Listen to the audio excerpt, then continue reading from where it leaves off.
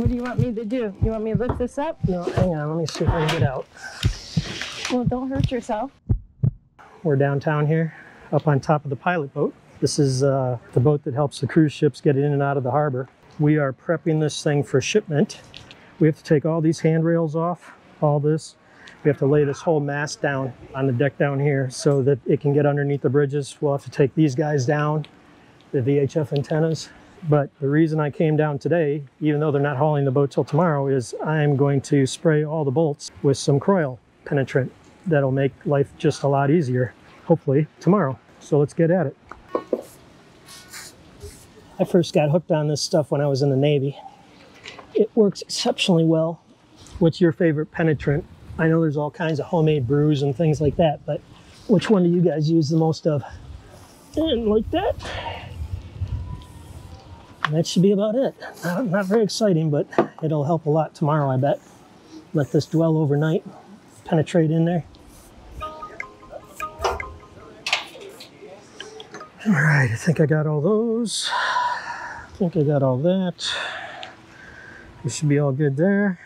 Well, it's pretty windy and it's chilly. I got my vest on, but I'm going to check out a boat that we just had hauled out that is looking for us to help get it ready for transport. So right now they're cleaning up the boat behind me because it's going to be going on a trailer in about 2 days to head north. Pretty cool. Looks like somebody's going to be getting some new outboard motors over here. They're still all wrapped up. We're going to get this boat ready for transport by truck. So we have to go up top, take off all the handrails, take the mast down, get everything off, get it all secured, and then we also have to wrap the forward windshields to protect them from rocks during the move. So let's get started.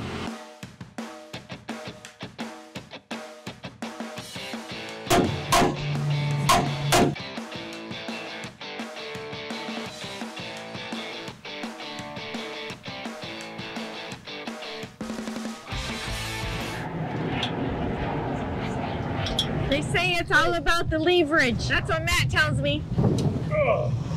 But careful. Ready? Back on. Going this way. Ready? Yep. The only thing we've had to use so far is gas and Kroll, plastic bag and zip ties. Okay, and we got this paper. We've got rags. Oh yeah, that's true. We've got tape. And that coffee smells some good over here. Oh yeah, that is Winn-Dixie special right there. Oh, cool. Cheap and full of caffeine. Full of caffeine's the most important part, right? Yeah. So what are we doing over here today, Chris? All right, so we are continuing to troubleshoot. I believe it's an 07 275 Verado. Original complaint from the owner. Oh, this was the boat that got hauled out because it had loss of power in the port engine. That's right. Couldn't even go 10 miles an hour, right? Yeah. So we were troubleshooting this port engine. So they were on plane, running at a normal cruising speed. They lost RPMs in this engine. All the other ones just said they lost a little bit of RPMs, but I'm assuming that's just because the other two started doing more work. But they couldn't get any high RPMs or any power out of this engine. So there were some other things that they got pulled out for, like valve thrusters, trim tabs, and all that stuff. And we've kind of already rectified those issues. Now we got to figure out why this was losing power. My initial thought is always fuel, especially if it sounds like it's starving or just having trouble getting to full power. So we checked the filters. The inline filter right before the injectors are good. They were already changed, but we just checked them while we're in there. We're taking, Need this? yeah, can you? Yeah, I'll take that one. Okay, because this one's just not tall enough. So yeah, so we changed the inline fuel filter, the one that goes right before the injectors, and that one was good. A little water separator in here. We took it off, checked on the inside of it, made sure there wasn't any varnish or anything like this. The boat is an 07 and so is the engine, so who knows, the guy just bought it. There's a small chance that whoever had it before was using non-rec fuel or fuel with ethanol and could have been gummed up in there. Before we put this back and hook the computer up to it, just to make sure, they do have the SmartCraft gauges on here. No alarms were going off. It doesn't mean that there's nothing wrong, so we just wanted to check to make sure that there's no short in this here. Because on these, if you can look inside there, all there is those two little prongs. That's all your sensor is what happens is when fuel's in there, you'll get an open, but if water gets in there, you'll get a short, and that short is read in the circuit in the brain of there. So we're gonna make sure that this is open, and then on that side of the harness that there's an open and not showing a short. That'll kind of narrow us down to that there's not an actual electrical problem with the sensors, and then we'll hook the computer up and see if we find any faults. Okay, so I've sidetracked Chris. Good thing Matt's not here. We're gonna go and check out that radar. We need to figure out how we can secure it for transport. Chris seems to think that there might be a quick connect. Yeah, so just looking at it from distance, like from the ground, I wanted to come up here and check. Sometimes the radars just have a quick little disconnect on them. Some of them are hardwired in, but if we can just quick disconnect it and then pop the radar off and put it down below where it will be a little bit more secure. The problem with that block of wood is it can slide out from vibration when it's transporting. Yes. So we have to figure out how we're going to secure it. Hey, what kind of ideas do you guys have? How can we secure this thing for transport? And be careful, you make me nervous with your foot next to that thing. What thing? Ah, just, you know, it's just no railings up here. Oh, okay, I got you. I'm a worrywart. Got you. We're heading down to Vote to go check out air conditioning. Imagine that. Lovely day here in Key West. Breezy, not chilly though. It's warm, probably 80. So this is what's going on with this air conditioner. It keeps tripping off on high pressure. I'm not sure if it's, the system's been cleaned out and descaled. So I'm not sure if it's that or if it's a high pressure switch is bad. So we're gonna put some gauges on it and see what the pressure reads. Purple. So curious out there, how many of you have been to Key West and how many of you dream of coming to vacation in Key West? All right, well, all the units are off on high P5, so that means a water flow issue. So let me see what we got going on here with this water pump. I don't know if you can see all that, but I think we're going to have to clean that out. Let's see how it looks. We'll open it up.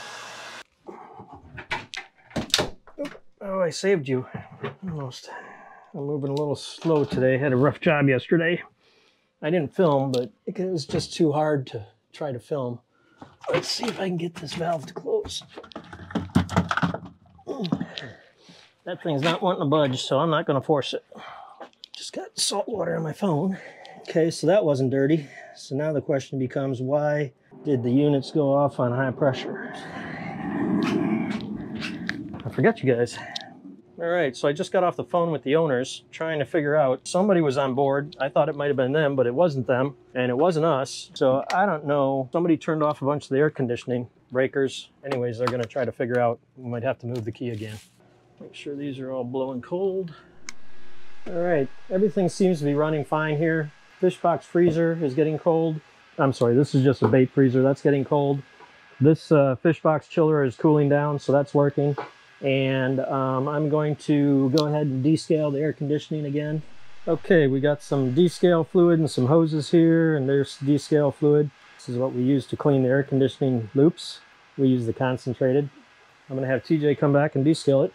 And then we're gonna come back to the next day, or Friday, or a couple days from now, and check everything and see if everything's good to go. So I would pop the top off of this to see if we can disconnect it. To get the radar off, but I would take this off and then I would just run straps from that rail right across here to that rail. Yeah, we got we did get some tie down straps. No, you know what would be even better? The D-rings. Put one there and there, so you're not putting any pressure on the handrails. And those are obviously made for lifting or support or whatever because they're welded on. So they just do either do a D-ring across there and here. That would hold it down. I mean, between that and the wood, you'd have enough pressure here. Yeah, I'm worried that the wood is going to slide out from vibration, you know? Yeah, but once you have this across, you can even go one step further. I mean, you could probably keep the radar on, but I think once you get a D-ring on here and back there, just so you have two straps, right? So you're going to clip the straps to the D-ring, ratchet it down. So that's gonna put enough down pressure, stop this from sliding back and forth and vibrating that wood won't even come out.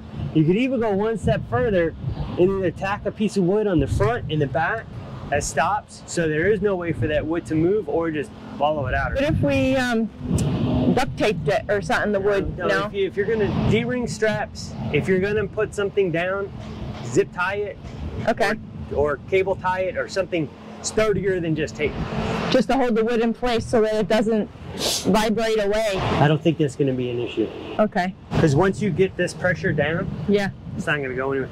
Like I say, you could take a piece of wood, screw it to right there, take another small piece of wood, screw it to the front, and that would make a little groove for it to sit in there so it couldn't go anywhere. Ooh, uh-oh, the boss just showed up. We're in trouble. Now we're good. Act cool, act like you own the place. Stuff. We're doing things. Work. The boss is here. Maybe this guy needs my assistance over here. Want to hand me a box of those ratchet straps, please? Thanks, babe. Yeah, how would you guys rig this boat for transport? Do anything different? So when the hook doesn't go over the metal bar, you do a double wrap on this and it holds it on the hook.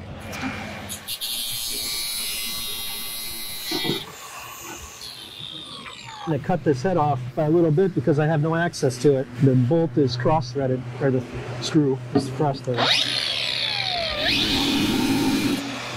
Well, this ladder has been a little more challenging to remove than anticipated. Kind of just like all these railings were a little bit of a pain in the keister too. Well, yeah, the last time they were removed was 13 years ago. So all the hardware is... Old and crusty? Yep. You said you think you got it? Almost. Whoa. There you go. And customers wonder why it takes so long sometimes to do their boats. So I got the one all nice and loose for you, but that one was tough. You getting it? Yep. Oh, great. Awesome. Well, you got that side. The other side, you just have to unscrew all the corrosion on there. That's what happens when you put stainless steel and aluminum together. That makes it a little bit more challenging removing them too, doesn't it? Oh, yeah. Ha! You don't need no dumb hammer, huh? No.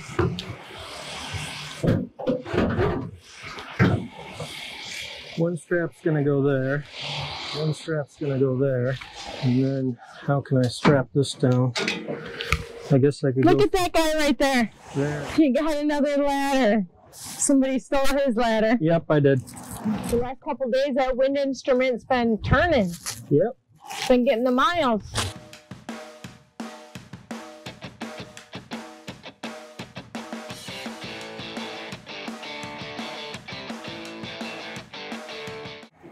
He's all about volunteering. This frickin' job, man. So the schematics they sent for measurement for the boat looks like they're wrong. And we have to be under 13 feet from the keel to the top of that roof. And that's over 13 by a little bit. And then that mast is at 15 roughly. So that whole mast is gonna have to come off. And you're not working on it, right? No, I gotta move the RV. I can come over in the afternoon once I get everything settled. I should be done by about noon. All right, we'll see what happens. Oh, nice catch. Cat-like reflexes. So I can get it up, and then what I want one of you guys is come up here. I'm not a big fan of heights.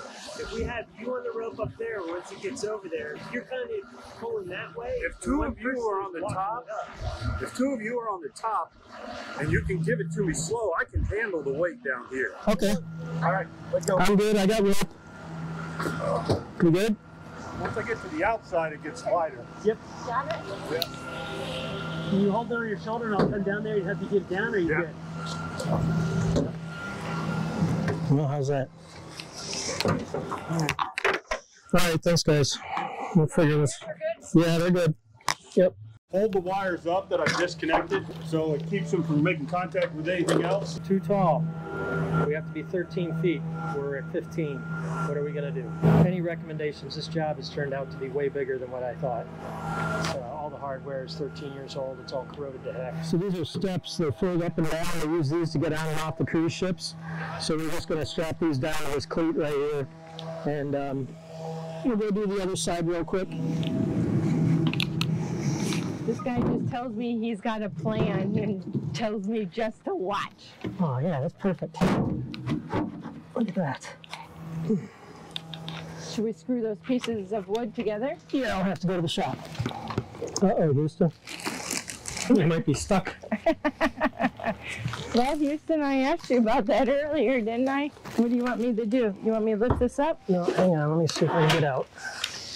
Well, don't hurt yourself. I'm not going through. I'm going to see if I can get How's out. this? There, see? I just had to get the right angle. That's because I raised it up. Oh, okay. No? Oh, maybe I did. Hey, Okay. don't, no. Oh, I did. Okay. Getting ready to go. They sold it. They bought a different one. So I'm going to show you our final prep for the truck transport. Maybe going out on Monday. We got the mast all folded down and mounted in a little cradle. These handrails were all up top there, along with the mast was standing up there. So all this has to be below 13 feet. So we're right at 13 feet right there. And more handrails, the ladders here. You can see we got straps and rope. We put down ram board down here to protect the deck. Big bag of hardware that needs to all be changed out. Got double straps there.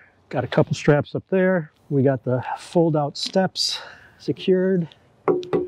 And you can see we got the VHF antennas. They're hardwired, so we did not cut the wire because it's never the same. You don't get as good as when you put the connectors in. There's always a little bit of resistance, so we didn't want to cut those. So we just took them down off their mounts and laid them there. Yeah, so it should be all ready to go. That's the strut to support the mast. We got that strapped down. This all strapped down.